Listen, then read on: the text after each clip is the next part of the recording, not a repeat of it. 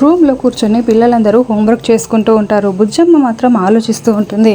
బాగి వంట చేస్తూ ఉంటే రాథోడ్ బాగి వెనకాల నించొని వర్క్ చేసుకుంటూ ఉంటాడు.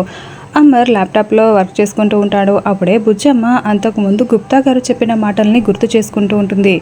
ఆ దుష్ట శక్తుల ముందు నువ్వు శక్తిహీనురాలివే అయ్యేద్దవు. ఈ రాత్రికే నీకు పెద్ద ప్రమాదము ఉన్నది బాలిక.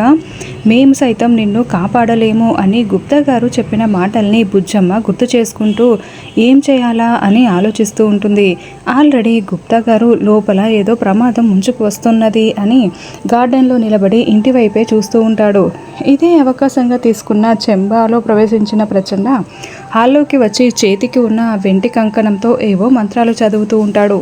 అలా మంత్రాలు చదవడంతో ఉన్నట్లుండి కరెంటు పోతుంది. అలా కరెంటు పోవడంతో అయ్యో ఈ దుష్టుడు మళ్ళీ మొదలు పెట్టేశాడే, ఇప్పుడు ఆ బాలికకి ఏ ప్రమాదం ముంచుకు వస్తుందో అని గుప్తా గారు మరింత కంగారు పడుతూ చూస్తూ ఉంటారు.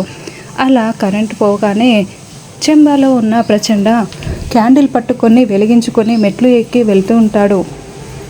బుజ్జమ్మ ఇదంతా కూడా గమనిస్తూ ఉంటుంది. బాగి ఏమో కిచెన్లో వంట చేసుకుంటూ ఉంటుంది కాబట్టి అరే ఇప్పుడేంటి కరెంటు పోయిందేంటి అని అనుకుంటూ ఉంటే గదిలో కూర్చొని ల్యాప్టాప్లో వర్క్ చేసుకుంటున్న అమర్ కూడా అదేంటి ఇప్పుడు మళ్ళీ పవర్ పోయిందేంటి అని అనుకుంటూ ఉంటాడు.